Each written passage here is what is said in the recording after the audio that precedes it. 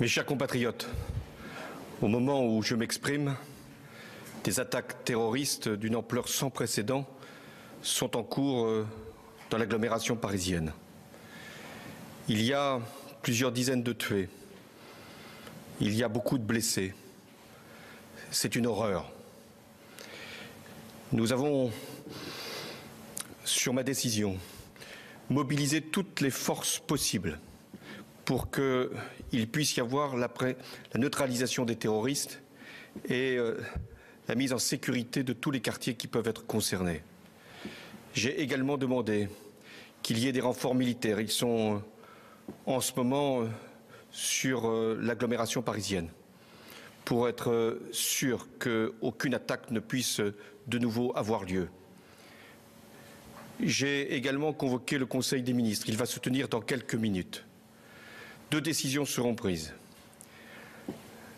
L'état d'urgence sera décrété, ce qui veut dire que certains lieux seront fermés, la circulation pourra être interdite et il y aura également des perquisitions qui pourront être décidées dans toute l'Île-de-France. L'état d'urgence, lui, sera proclamé sur l'ensemble du territoire. La seconde décision que j'ai prise, c'est la fermeture des frontières. Nous devons nous assurer que personne ne pourra rentrer pour commettre quelque acte que ce soit. Et en même temps que ceux qui auraient pu commettre les crimes qui sont hélas constatés puissent également être appréhendés s'ils devaient sortir du territoire. C'est une terrible épreuve qui, une nouvelle fois, nous assaille. Nous savons d'où elle vient, qui sont ces criminels, qui sont ces terroristes. Nous devons, dans ces moments si difficiles, et j'ai une pensée pour les victimes, très nombreuses, pour leurs familles, pour les blessés, nous devons faire preuve de compassion et de solidarité. Mais nous devons également faire preuve d'unité et de sang-froid. Face à la terreur, la France doit être forte, elle doit être grande, et les autorités de l'État fermes, nous le serons. Nous devons aussi appeler chacun à la responsabilité. Ce que les terroristes veulent, c'est nous faire peur, nous saisir d'effroi.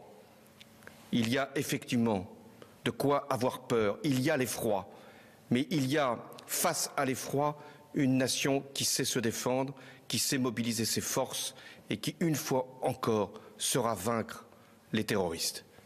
Françaises, Français, nous n'avons pas terminé les opérations. Il y en a encore qui sont extrêmement difficiles.